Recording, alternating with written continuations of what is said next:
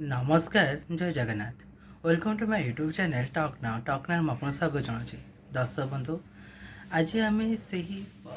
personality से व्यक्ति विषय कथा जहाँ जार इम्पोर्टेंस आम जीवन बहुत अधिक अच्छी जार माने आवश्यकता आम जीवन बहुत अच्छी जहाँ को हरदेले आम जीवन सर्वशून्य हो जाए जहाँ बिना जीवनटा कष्टकर हो पड़े आम आज से व्यक्ति विषय कथा आ से व्यक्ति जनक होती बापा आम बापा पिता पिताश्री जनक केते शब्द अच्छे एमती शब्दकोशरे सम्मानित करने तेबे आम बापा आम माने बापांकर जो अस्तित्व बापांकर जो आवश्यकता आम जीवन में ताकू सहजरे कहीं भी पूर्ण करते ना ताहार मूल्य को निर्धारण करने सहज नुहे तेज दर्शक बंधु जीवन में आपण हुए तो ये दुनिया कहार क्या सहित संपर्क ठीक थो क्या संपर्क ठीक नए तो कहीहबनी किंतु एतिक तो आम जाने जे आम कौ माने कौटना कौटी माने अधिक सम्मान दो कौटना कौटी मिस करूँ हूँ तो से इंटेंशियली हो कि इंटेंशियली न हो कि कौन से उद्देश्य हो उद्देश्यगत हो कि उद्देश्यगत न हो कौटना कौटी आम रेस्पेक्ट दो सम्मान दो कि दर्शक बंधु यहाँ भी सत जे कहार क्या भितर पड़ेनि केतले माने निजर पिता निज पुत्र भितर संपर्क भल न था कि पिता कि कन्या भितर संपर्क भल न था तेरे से तो अलग कथा जे से परिवार भितर मानसिकता परिवार भितर चिंताधारा भितर बहुत सारा फरक रहे केमी दिज परस्पर भितर कनेक्ट होती गोटे परिवार समस्त परस्पर सहित माने कनेक्ट रही तो जरूरी तो नुह तो यहाँ बहुत यहाँ गोटे अलग विषय अलग टपिक विषय किंतु आम जो ओभरअली कहवा बापांकर इम्पोर्टेंस बापांकर आम प्रति स्नेह आम प्रति भल पाइबा आम प्रति भल पाइबा को जो निजर माने छाती रे रखिकी जो कष्ट कर आमर लालन पालन करने आम आगू बढ़ापे आम जीवन गति आगू बढ़ापे से जी आम कर तुलना करवा तार से माने से पारिश्रमिक मूल्य दबाटा बहुत कष्टकर से पारिश्रमिक मूल्य दबाटा सहज नुहे किंतु कौटा कौटी जो आम भी धरना से परवर्ती पर्याय जो पुत्र जो निजर संसार आरंभ करे संसार आरंभ कले सी जो से पदवी पहुँचे सी जो निजे बापाटे हुए से जना पड़े जे से अनुभव हुए जे हाँ पूर्व जो बापा जहाँ करते केमी करते केते कौन करते से कष्ट था कि सहज था जो सी स्वयं बापा हमें से कथा अनुभव करते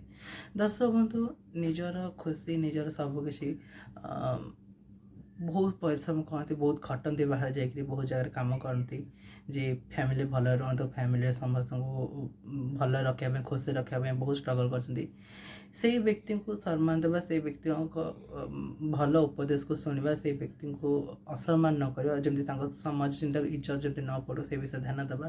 यहाँ प्रत्येक मनीष कर्तव्य कितु कह दुनिया तो प्रत्येक मनीष सामान नुहे कि प्रत्येक बापा जो भगवान तो हो पारे प्रत्येक पिता माता के भगवान हो पारे ना ये मन रखु तो या पचे बहुत सारा कहानी अच्छी कि मुझे टपिक मुझे कह चाहूनी कहीं यहाँ से रिलेटेड नुह यहाँ अलग विषय तो मुझे अलग केतले रिलेटेड कह कथबार्ता कि ओभरअली जो कहबी जदि गोटे आप फैमिली जब आप फादर बहुत भल अच्छा आप